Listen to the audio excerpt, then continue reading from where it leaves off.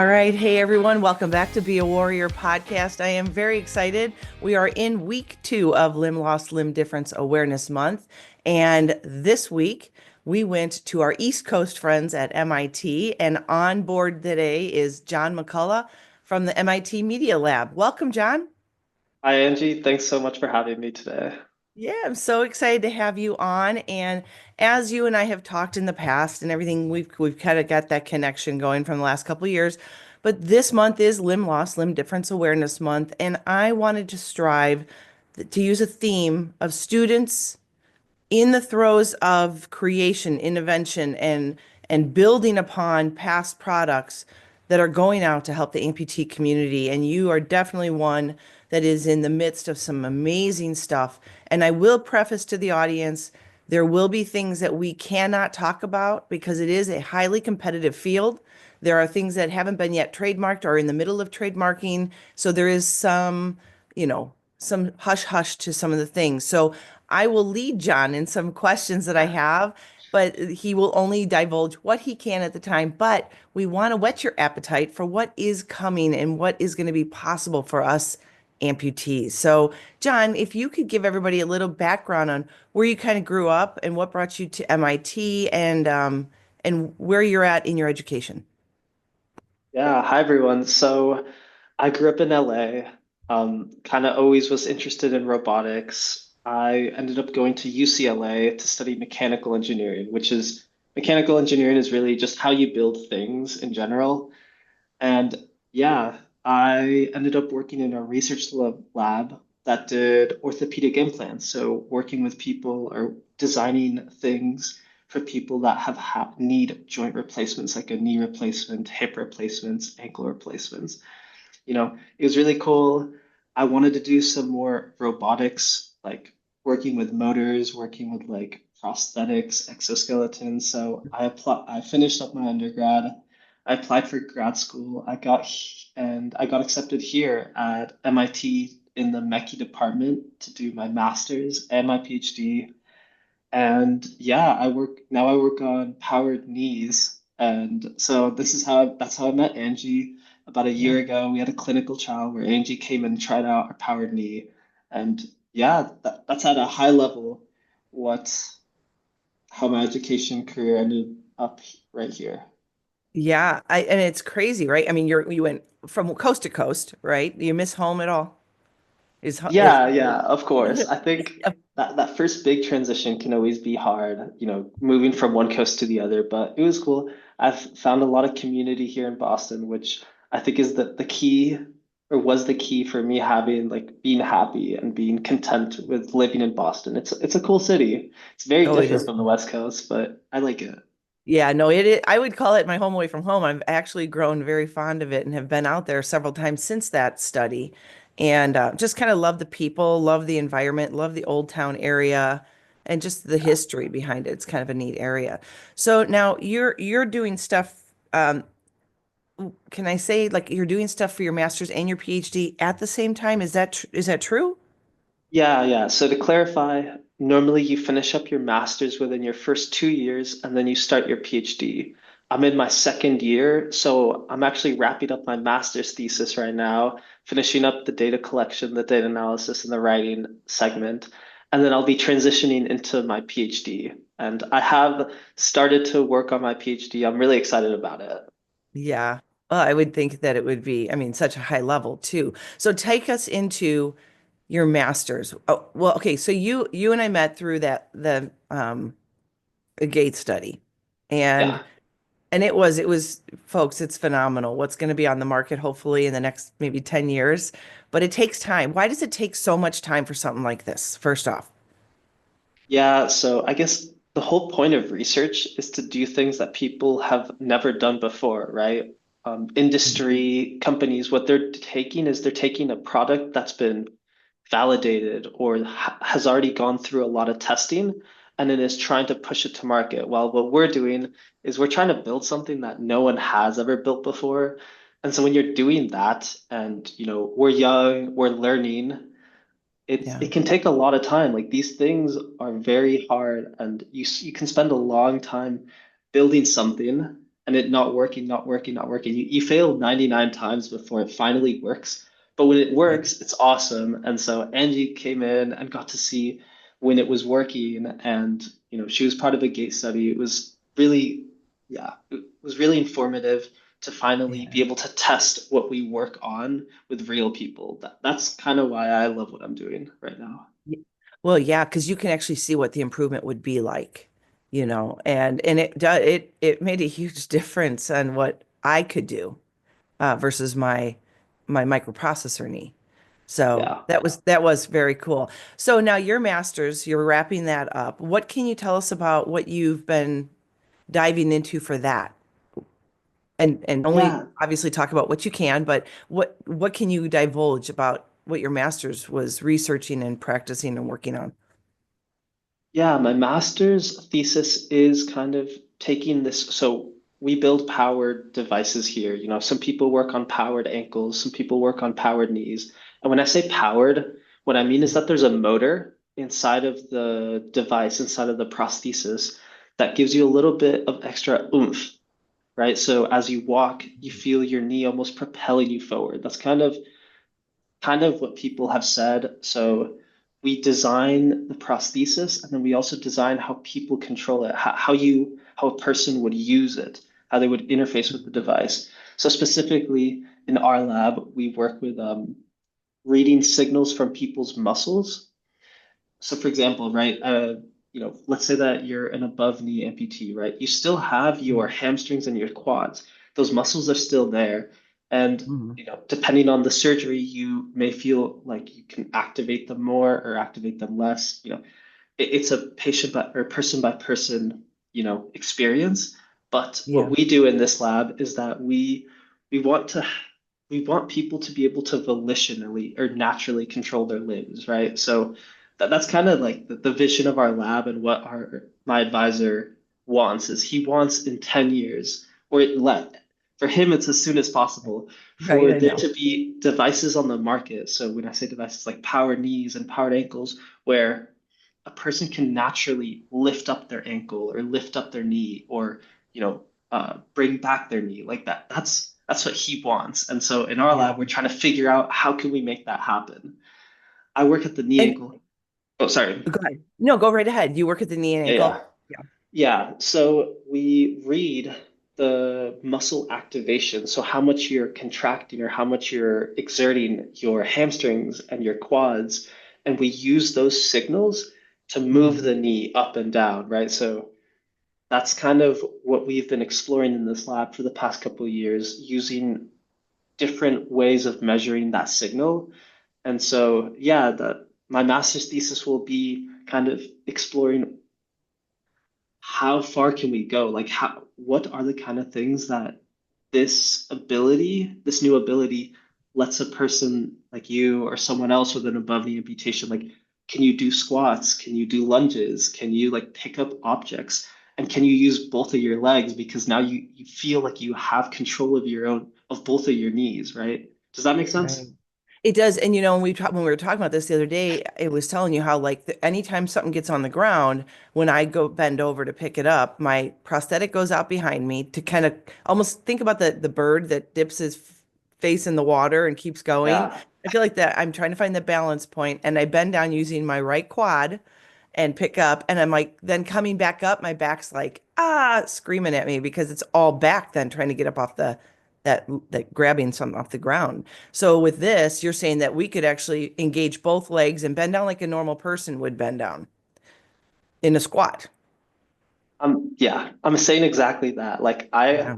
My goal is to make this, like, to push this forward as much as possible. So obviously, like the kind of things we care about are like Mhm. making sure that you walk comfortably, you can walk quickly, that you're not, that you're using both of your legs and you're very symmetric when you walk. That's sort of the things we care about.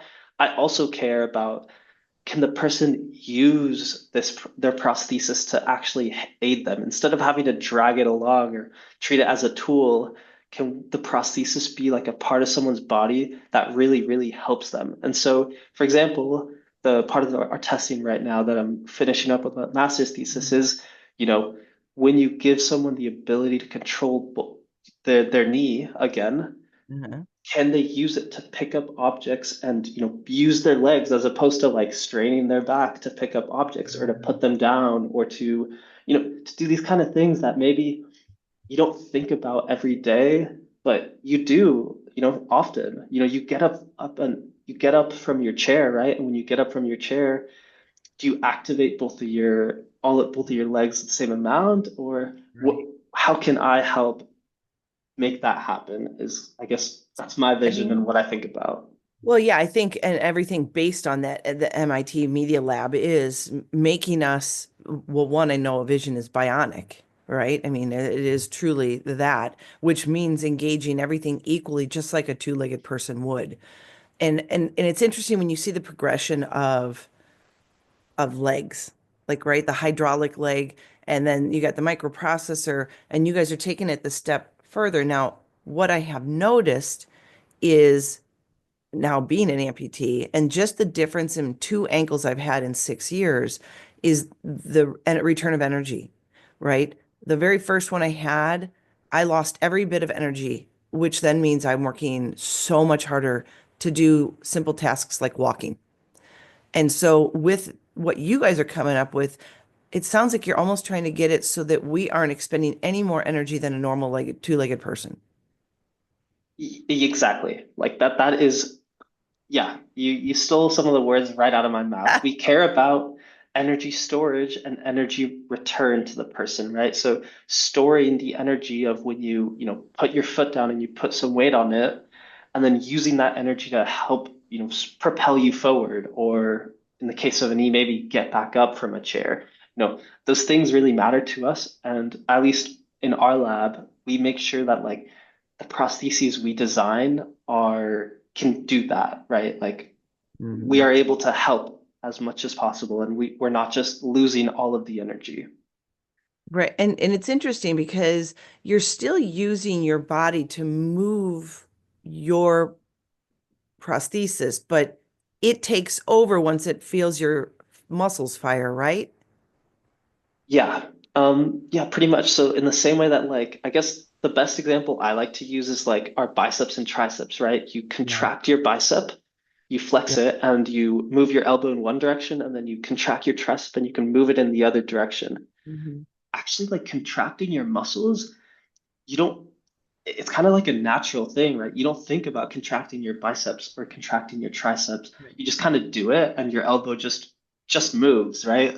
So we're trying to do that at the prosthesis level. We're trying to make it so that you activate your quads and the leg moves in one direction and it just does it.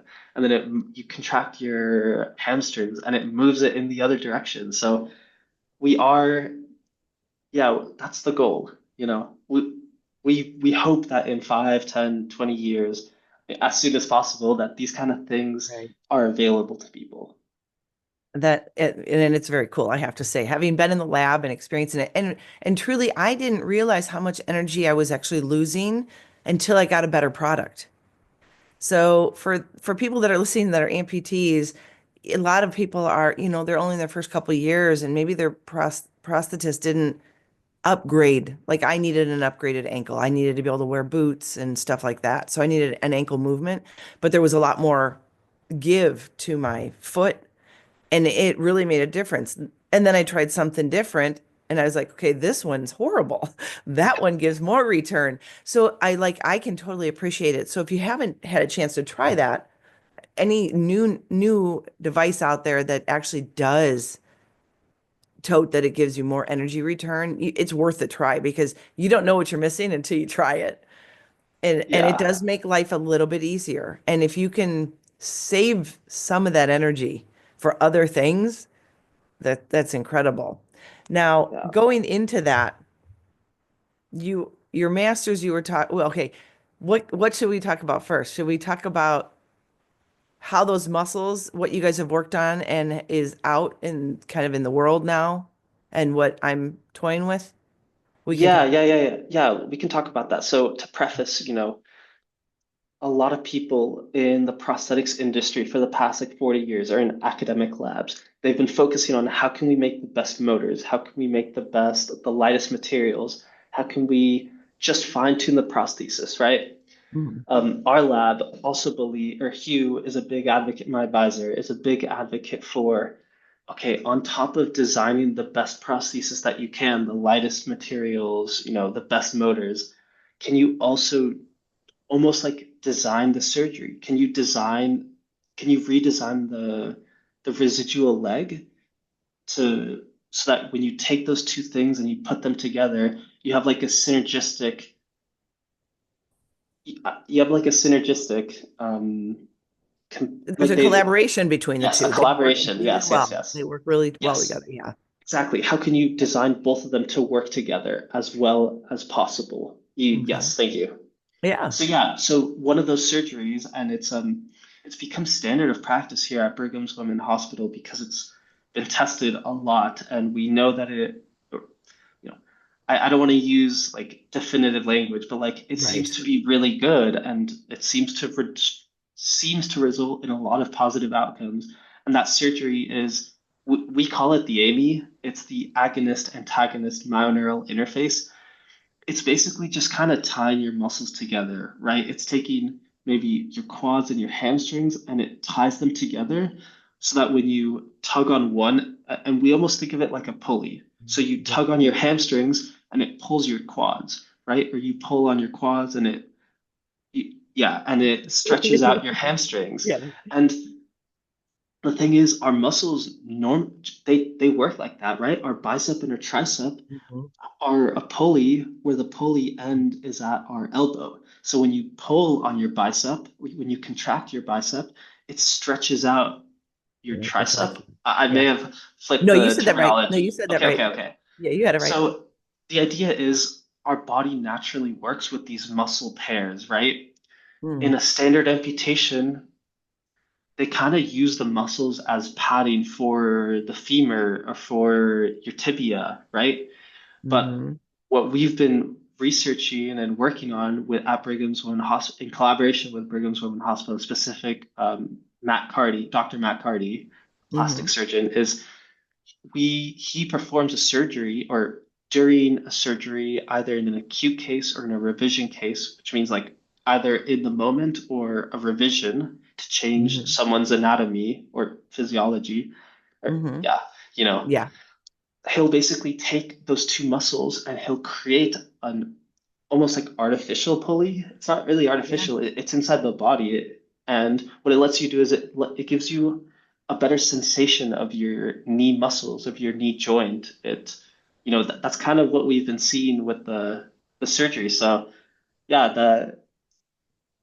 that's kind of what That's we've been working on. and it's really cool. And so that's one of the things that I'm actually coming out at the end of April to talk with all of you guys and meet Dr. Cardy in person for the first time, toying with the idea of doing this. It is a big step.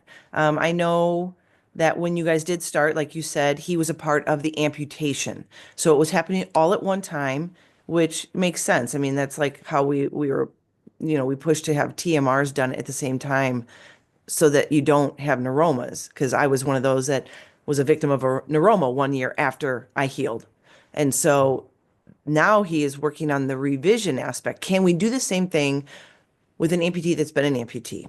And um, yeah, like I'm very intrigued by this. I'm a little nervous, I have to say, but I know that coming out will answer questions and things like that. So I'm excited about it. It's neat to kind of be on the cusp of something new. And what will this do for what is coming out of your media lab? What does that partnership look like?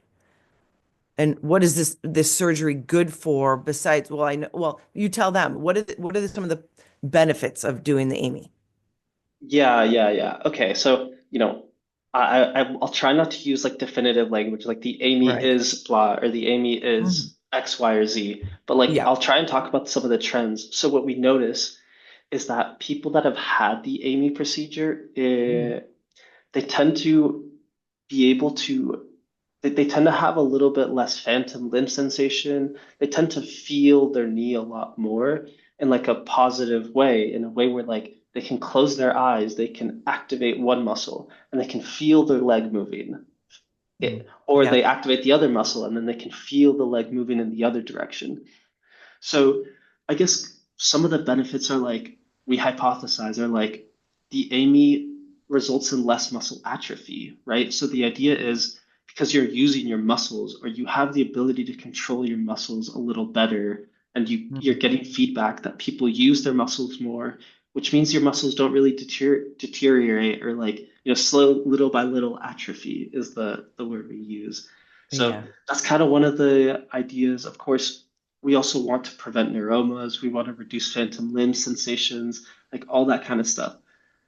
On And top of that's the that, hope of that. That's the hope of yeah, that. yeah, yeah, that's kind of what it was designed to do, Okay. and the results have kind of shown that like people that have the AMIs, they have less phantom limb sensation. They can feel their knee or their ankle more, Mhm. and their muscles are actually stronger in a way. Yeah, and that strength kind of maintains over time. It doesn't, it isn't a short-term impact, it's a long-term impact. We Got it. hypothesize. And that's kind of Okay. what we're testing right Sure. now, at least. Yeah. Well, right, because it hasn't been done for, 20 years, so people don't know what the long term is. But that's where you think it could only keep its strength as long as you're moving, right? As long as you're using your leg, then the Yeah. atrophy could stay. Yeah. And then is it meant to tie in with what dynamics are coming out of the lab then? Exactly. Yes, precisely. So, now that you have stronger muscles or more defined muscles, or you have easier ability to control your muscles, it really helps us on the prosthesis end of things, right? So when, I'm placing or surface electrodes on the surface of your skin with the AMI surgery, like you can feel your muscles more, and maybe your muscles are a little stronger because you've been using them or you've been exercising them.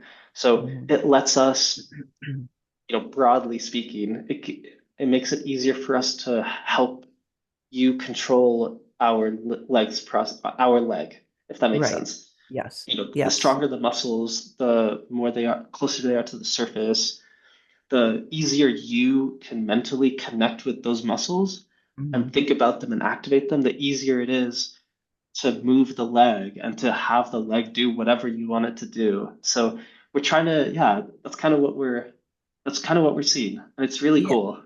Well, and that was part of the study, right? Because I was just a kind of a the status quo kind of amputee, and then you had some Amy people doing it, right? So you were seeing the difference on someone who's didn't have the Amy procedure, how those muscles were effective or not as effective versus effective muscle use after the Amy, yeah? Of course, like, when you study something and you see and you study one group or one technique, you always have to have a comparison or a control group, right? That's how science typically works. You need to Yep. make a comparison to a control group. So TMR tends to be, I don't know, like from my experience, this tends to be a lot more out there and a lot more widespread. So Hmm. we kind of use TMR as a control group to see like how does the AMI surgery compare to the TMR surgery in terms of like controlling the prosthesis? Interesting. Interesting.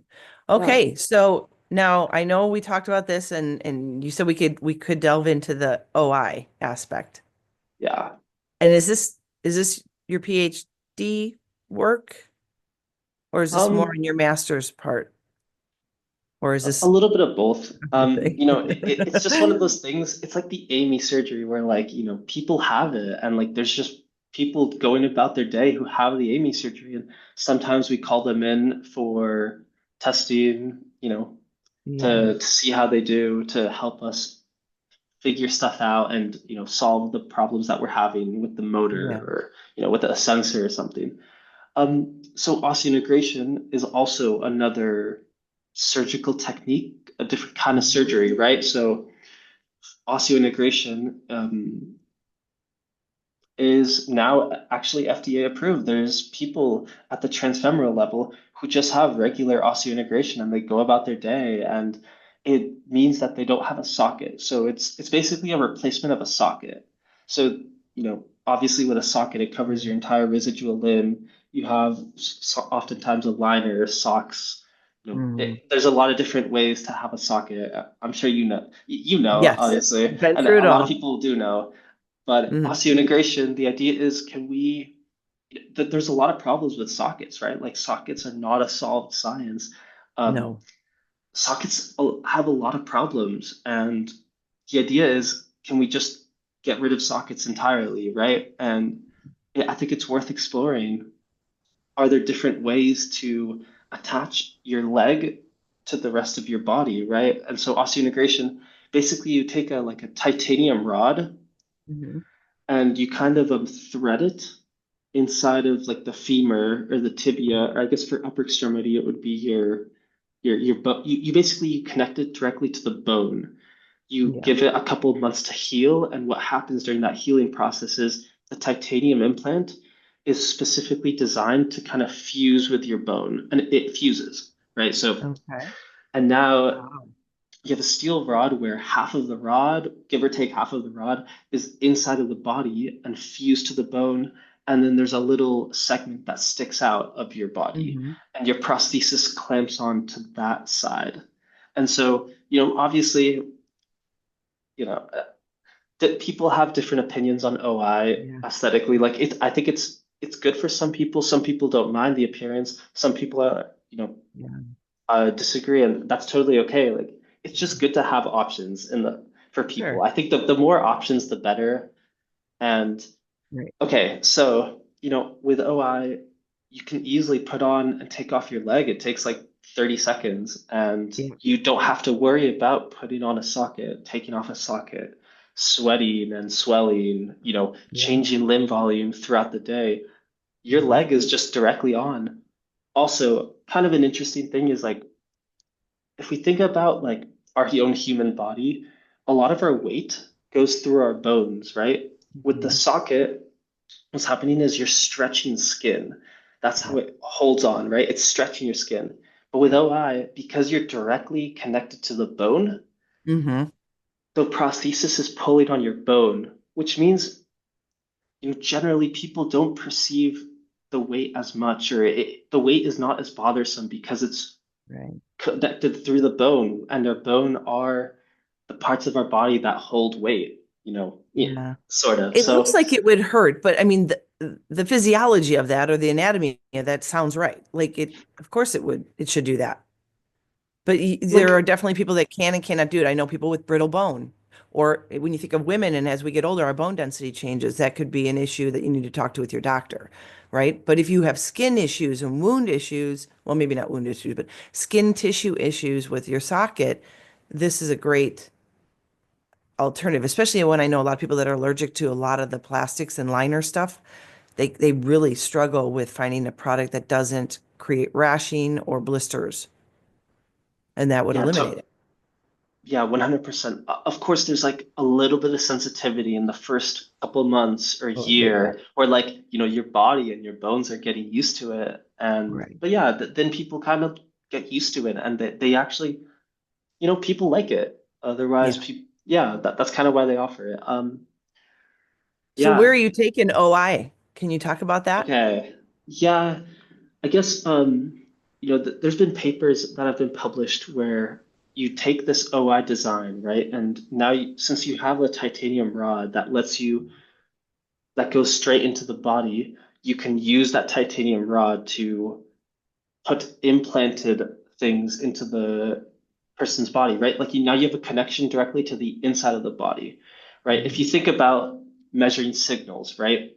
Yeah. When we measure signals in the lab, we put something on a person's skin, right? And then we try and measure what's happening on the inside of the skin. But that can be like an inch deep or 2 inches deep, right? So you have a lot of like fat or different muscles or Yeah. skin, and all of that big gap kind of disturbs the signal. But what if you can just measure the signal directly at the source, right? It's like measuring the signal like down the street, right? Like you hear so many Yeah. other cars or you hear so many other Right. houses, so much external noise. But what if Right. you're measuring sound right where it's happening? Then it's like a Yeah. great signal. It's so that's kind of OI lets us do that. OI osseointegration can let you read directly at the source. So, for example, I talked earlier about how we use your hamstrings and your quads, or Mhm. for upper extremity, be your biceps and your triceps, to read what's happening inside of those muscles and control an arm, control fingers, control a hand, or like legs, knees, ankles, using muscles, right? When you We're just trying to figure out how good is that? Like, how good is it when you can read directly from the source? And does reading directly from the source let you do more things than reading signals from the surface? Did that make sense? Yeah. Yeah, so you get a more specific read. And yes, and I will tell the audience. So when I was in there, I had those electrodes stuck to my outer on my skin. And it took a while. Like they'd be like, okay, like, squeeze your quad.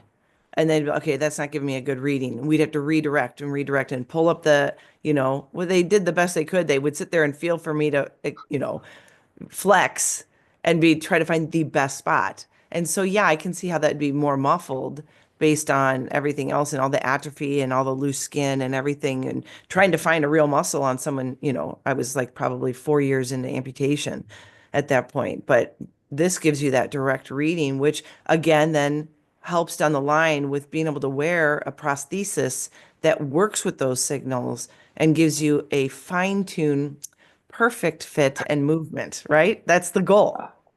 Yeah. So I talked about using surface electrodes. So reading at the surface. People have been doing that for like 30. We're not the first people to do that. We're far from the No. first people to do that.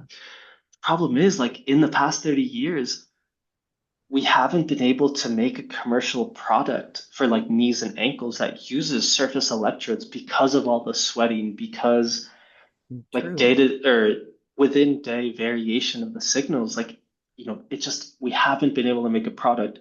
So people have been pivoting and trying to figure out, okay, Um, if we can only measure at the surface in laboratories, but not commercially, maybe we need to figure out different ways to measure. So it's really cool. There's a lot of, I think, really, really interesting research that's trying to investigate different ways to sense muscle, nerves, all these different things. Like, how can you measure better? And can those measurement techniques eventually translate into commercial products? So when I told you about, in 5, 10, 20 years, we hope or we envision and we're pushing towards people controlling their own legs or hands even after an amputation, yeah.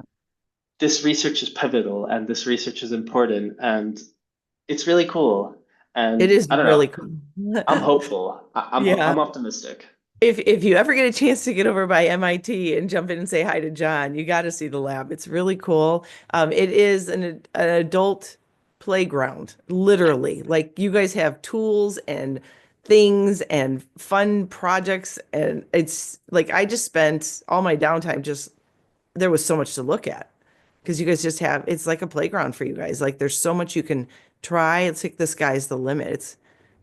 If anybody's Yeah. interested in that, would you consider that more biomedical engineering? That part, what you're doing? I don't I know. mean, you call It's it like it's so niche. biomechatronics, right? Yeah. Yeah.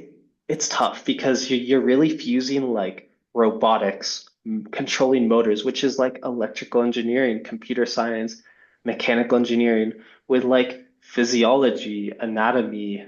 And so it's kind of like a fuse of those two different things. So Yeah. I don't know if there's like a specific word for it. Biomechatronics might be the best word. Yeah. Yeah. It is. It's a cool word that you guys use in your lab. Is so when you get your PhD, what is that actually in? A PhD will be in mechanical engineering. Okay. Yeah. All Oh, right. yeah, So there yeah. you go. So if you're interested, that's the angle you want to go, kids.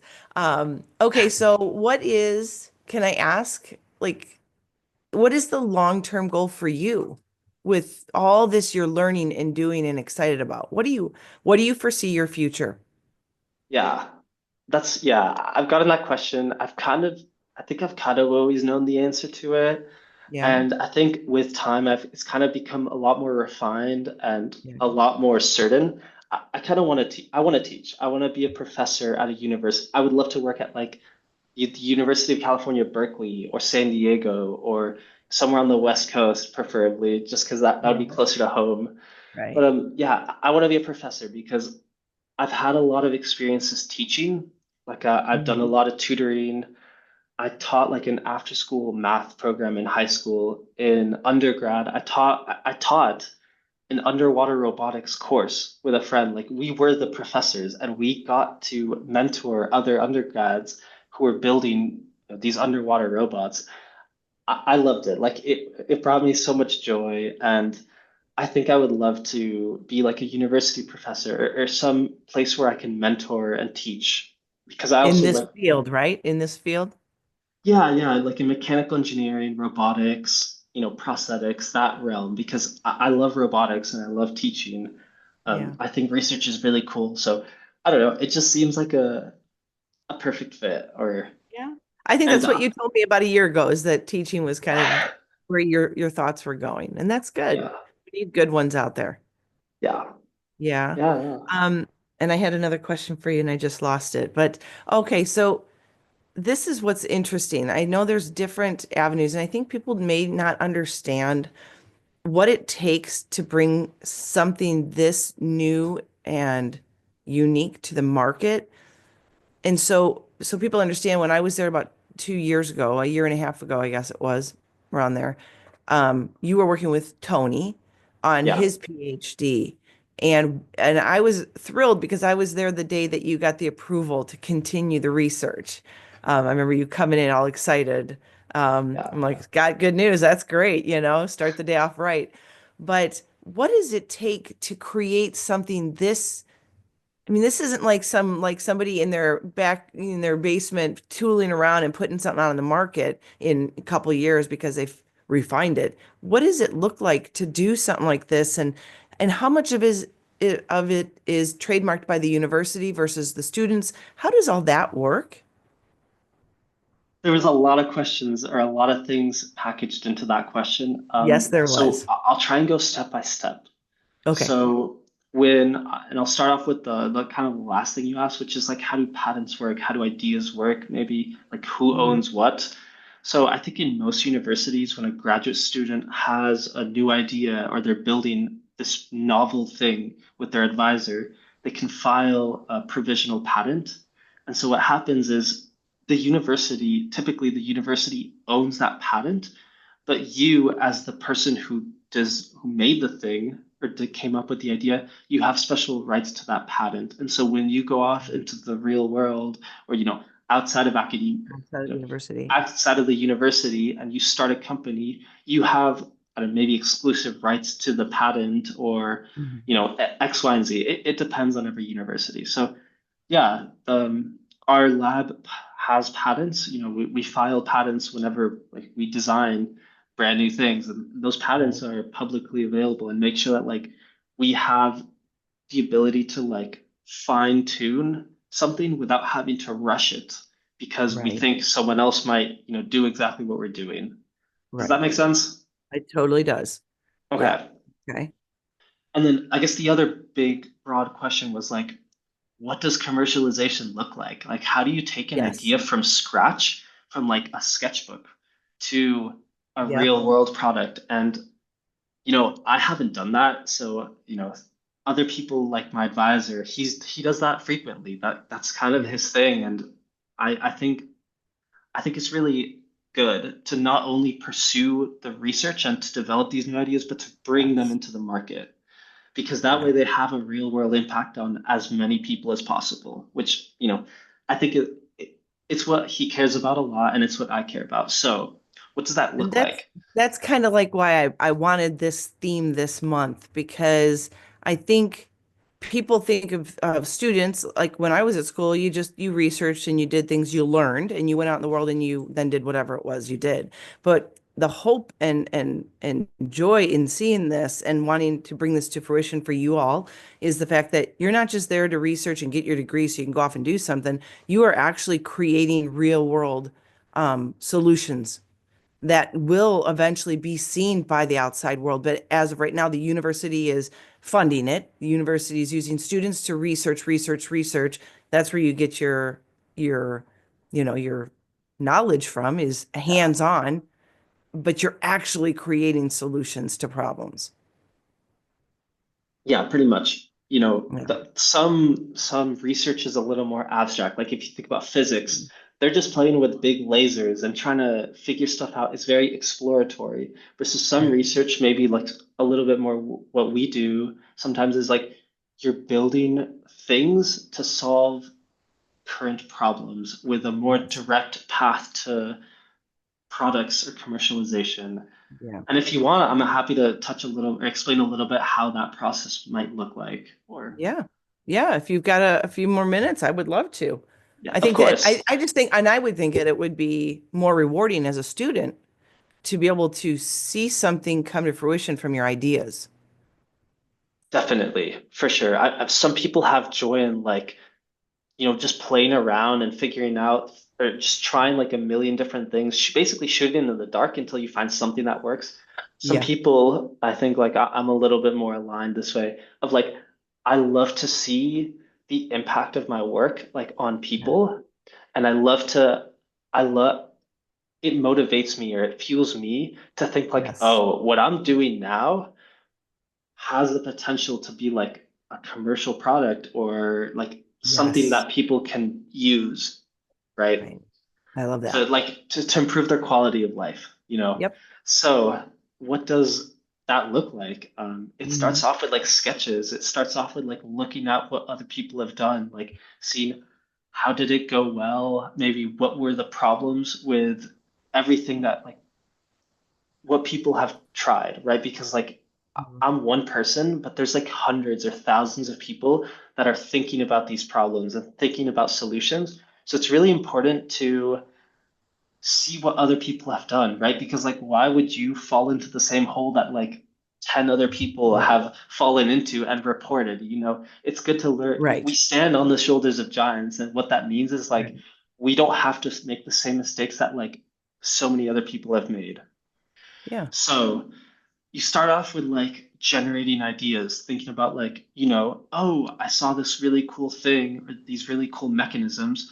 Is there a way I can take a mechanism that's maybe applied for like spacecraft? And can we apply Oh, spacecraft technologies to prosthetics? Right? Like yep. that's just one example. So that's kind of how research happens is you pull from other places and you think, how can we take like algorithms developed by like I don't know, like Apple software developers, like how can we take Right. what they do and apply it here to make something work better, work faster, be Yeah. lighter? So you generate that, then you kind of have an idea. And an idea is a very malleable thing. It's something that can be changed really easily.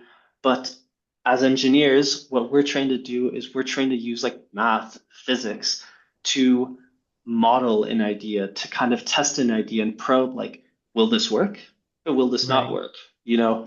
So once you kind of have a model, if your idea passes, all of the requirements, like it has to weigh, Mhm. so like for a neat design, we want it to weigh less than like, I don't know, 10, 9, 8 pounds, whatever the limit is. Right. We need it to fit within this geometry.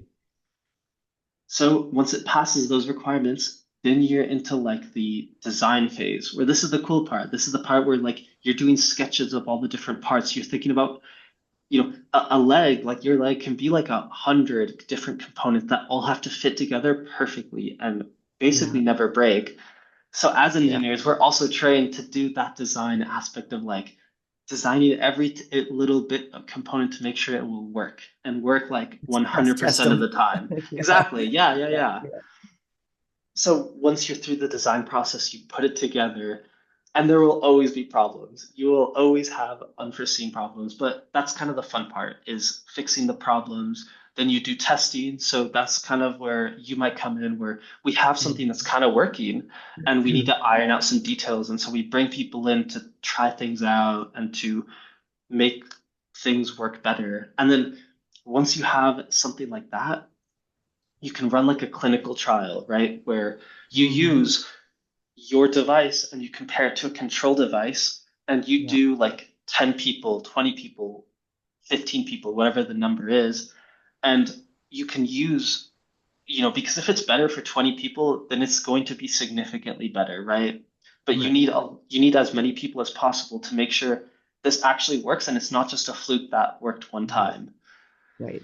So if you then pass that, you know, um, then you maybe start to think more, maybe it starts to leave research and leave academia and enter more like a startup, where the startup land, it's not my forte. So I Yeah, can't tell you for sure, but this is where you start to bring in investors and got you it. start to think about cost and you start to think about all these different things. So when you asked me at the beginning, how long Yeah, do these things take, or like why do they take so long?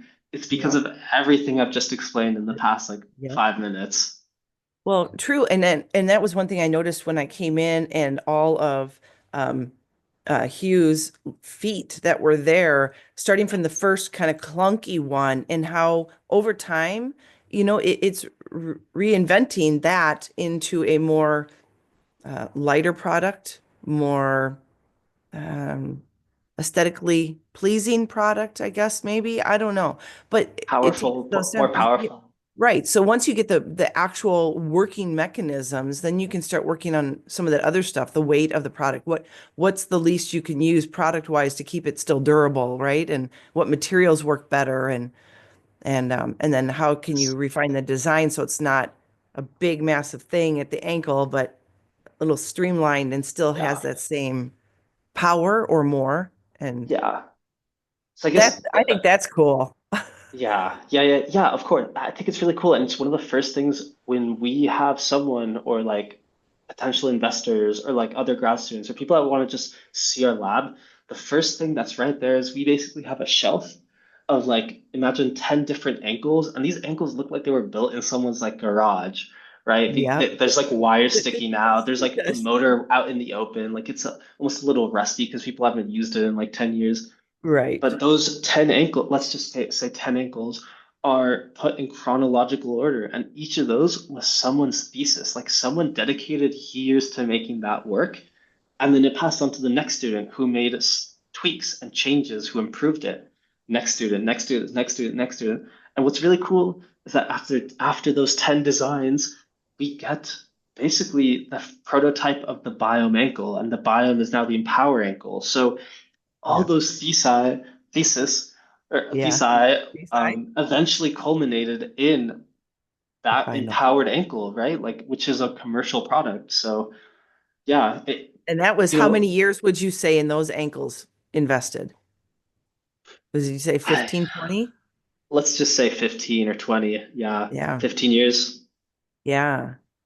I mean, well, that's why, I love the theme for this month is the future is now. Is like I said, you guys are right in the middle of it all, but that doesn't mean that tomorrow something's going to be on the market from you. It takes time to get a product that really is invaluable to us, that's unbreakable, hopefully, and powerful enough to do exactly what it is that you want to do. And it takes lots of years, lots of testing, multiple people's hands on it, right? Multiple people's eyes on it, and just refining, researching some more, refining some more. Yeah. Because you've taken what I was there for, and you're kind of making it your own in some respects, and finding ways to change and tweak what was going on, and finding where there might be glitches in the system that need to be Yes. Yes. improved upon. Exactly. Yeah. Like Which, I took Tony's work and I've just been making improvements, making it more reliable, making it yeah, better.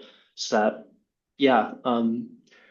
Yeah, I guess the key point though is like those 10 students worked and made their own thesis out of the project or out of the ankle, but like they cared, right? Like all of us really right, care and really want to make these things work. Like we are right, we are dedicating like our lives when we're in grad school to making these things as good as yeah, possible. So like the unfortunate thing is like there's almost like a disconnect between like how much we care and how much we want to talk about it or how much we want to publicize it or like have it work and like show people and then like actually publishing it, making it like a formal paper or maybe like a TED Talk mhm, or these conferences and then disseminating the information to the general public so people are like, oh wow, like they're not just sitting on their ass all day. Like right. that we're actually there are people that are trying to make these things better. So I don't know. That's why I was happy See? to come on today and like talk a little bit about what I do, just because like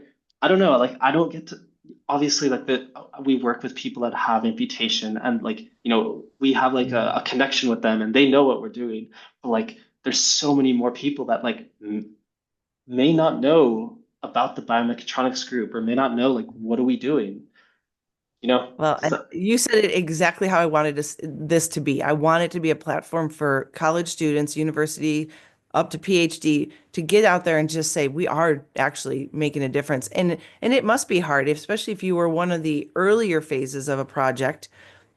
You have to always keep reminding yourself that it may not come out in my time, but I can look back and in 10 years I can go, I started that. You're right. That was my heart and soul that was a part of that product. So Yeah, that's cool. That's a long road to reward when you want to see the actual. But I think you get that little jolt when we come in and we get to use it in front of you and you get to see what you've done and how it is impacting and where it could go. And so that's really, really cool. yeah, I love your for sure. energy. Thank I you. love your Yeah. energy. Is just out of curiosity, because this I didn't ask you before, are you guys still looking for testers or research people? And if so, how do they reach out to you? Yeah, well, at the moment we kind of finished the clinical trial and we're in the stages of like, writing up the work, doing all the data analysis and like publishing. Hmm. And, you know, there needs to be a couple more years of refinement, Yeah. fine-tuning. But eventually, yeah, like in a year, 2 years, we will be looking to bring in people to test out what we do in like a clinical trial. So yeah, maybe I'll let you know and word of Yeah, mouth or something. Yeah, it for of sure. course it is formal though. Like this isn't just like you take a flight and you just show up at MIT. It is a little bit No. like that, but there is Yeah. like there is a board at MIT. We call it CUIS. It's the Committee on Human Use as Experimental Subjects, and we have to file a bunch of paperwork that's like these are the tests we're going to do. This is how we're going to make sure that people are safe. This Yep. this is what we expect, or this is the data we're collecting. These are the consent forms that people read and know that like, this is what we're following. And like Yep. if you don't follow the protocol, You bad things can't. happen, of course. So Right. like this is Right. not just like it is a playground, but it's like a controlled playground where like Very much I've so. I've done a lot of testing of the leg, or people have done testing of different things, and we expect it to mostly work. That there's always small things that can happen, and we collect specific data that lets us publish results that are like, hey, the leg was lighter and it helped people walk faster, but maybe this wasn't great. Does that make sense? Yeah, for sure. And even I think if I'm not mistaken, for me to actually be involved, there was a questionnaire I had to fill out. I had to hit a certain criteria, right? And that's Yeah. exactly why I'm coming in to see Dr. Carty at the end of April, because I've hit all the criteria, but now we need to do a face to face so he can see that everything he and I talked about is actually true and my leg is okay and I don't have wounds or any things I was hiding or so there's a lot of protocol. I mean, I've had two interviews already. I'm going for my third just to Yeah. possibly do this one. So, Yeah. but no, all of that's great. And I appreciate you coming on. I appreciate all that you do for us in the amputee community and your energy for that. And those that are in that lab too that I have met, Dan and Chris, they're all doing some crazy great things and it's really Yeah. fun. I wish that I was a number girl because this would totally have been an avenue. But I became a teacher, so I was a teacher. So Yeah. you got that going for you. You got a little teacher in you, and I can see it. Thank you. I can see you doing really good with that. But thank you, John, for coming on and taking the time out of your morning Of or course. afternoon there, in your Afternoon. lunch Yeah. hour. And I appreciate it. And Yeah. I'm looking forward to seeing you at the end of April. Yeah. Yeah. I'm super excited. Yeah. Yeah. Awesome. Thanks Well, for having me you on. take care. My pleasure. And anytime when you've got some new exciting stuff coming out, we want to hear from you. Yeah. Yeah. Sounds Yeah. good? I'd love to be able to show like visuals and show graphics and videos once that's all like formally out and, you know, yeah. All right. We're going to make it happen right here. All right. Yeah. Thanks, Yeah. John.